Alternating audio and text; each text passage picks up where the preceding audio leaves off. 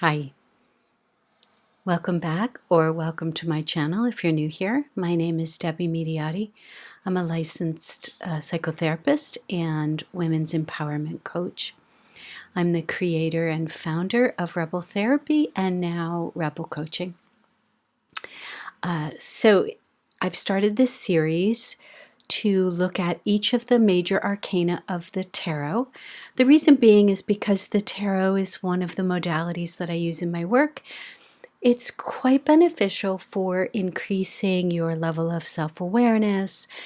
It can be really good um, for creating prompts, questions to ask yourself around the card that popped out and what kind of things you might want to ask or for greater discovery, which is why I'm going through each of the major arcana to give you some idea of questions that you might want to ask yourself. So today in the series, we are up to card 10, and it is the Wheel of Fortune. So as you can see, as I say in all of these videos, the symbology is through the roof. You could spend a day just looking at all the symbolism. I highly suggest looking at Rachel Pollack's work.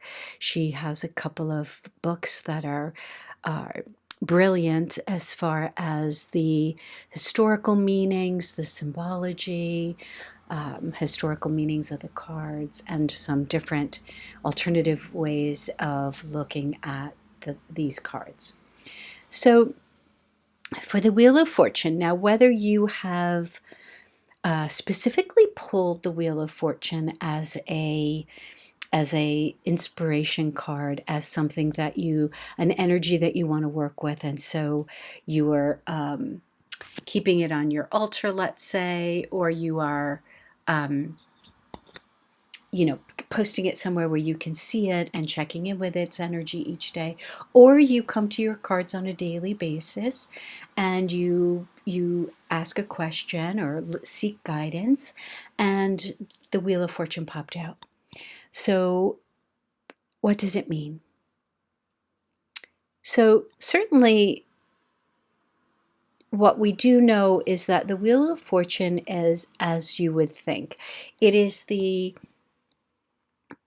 notion that your fortune is likely to change, although not for the worse, for the better.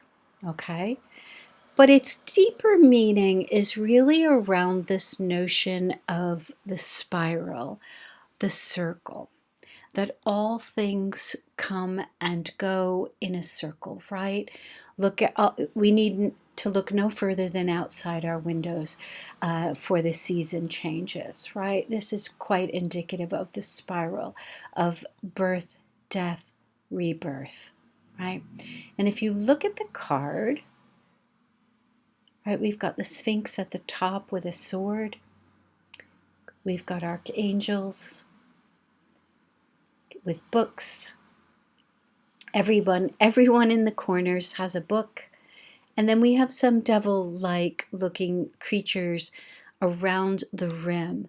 There's also quite a bit of Kabbalah symbolism here, which I always still have to look up. I don't know those off the top of my head.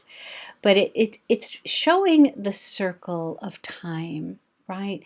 And so let's say most people come to their cards oftentimes because they feel stuck in some way, or because they're seeking an answer, like they're at a decision point and you know that something needs to change, and you haven't quite decided on what that change is going to look like for you. The Wheel of Fortune is a great reminder that this too shall pass. If you happen to be, when you come to your cards and this card comes out, if you happen to be in a period of constriction, this too shall pass, right? That following all constriction is expansion, and following all expansion is constriction. So the larger question that I often ask is asking you to look at your resilience. If this card pops out and you feel like, okay, thank goodness, because I've been in a really tight spot and things have not been moving. I felt incredibly stuck and I just need things to start to get better. So if they're not quite better yet, I would suggest that you use the energy of the Wheel of Fortune to ask yourself some questions around how do you handle distress? How do you manage your emotions when you feel stuck?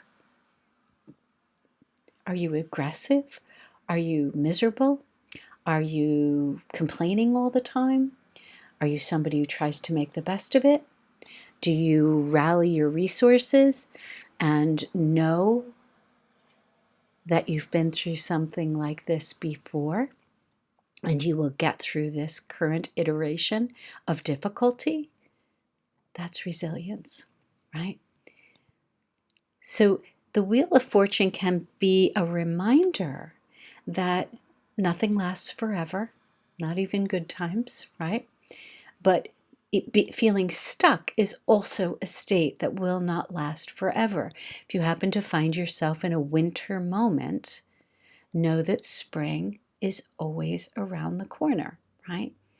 So the Wheel of Fortune can be quite empowering in that notion that even if so on the one hand, you get the reassurance that things will change and get better, right? But I'm looking at this, and I would like for you to do a deeper dive into how do I respond when I'm in a constricted period? How does my nervous system feel? What are the ways that I take care of myself, or don't I? Do I abandon myself? Do I self-sabotage?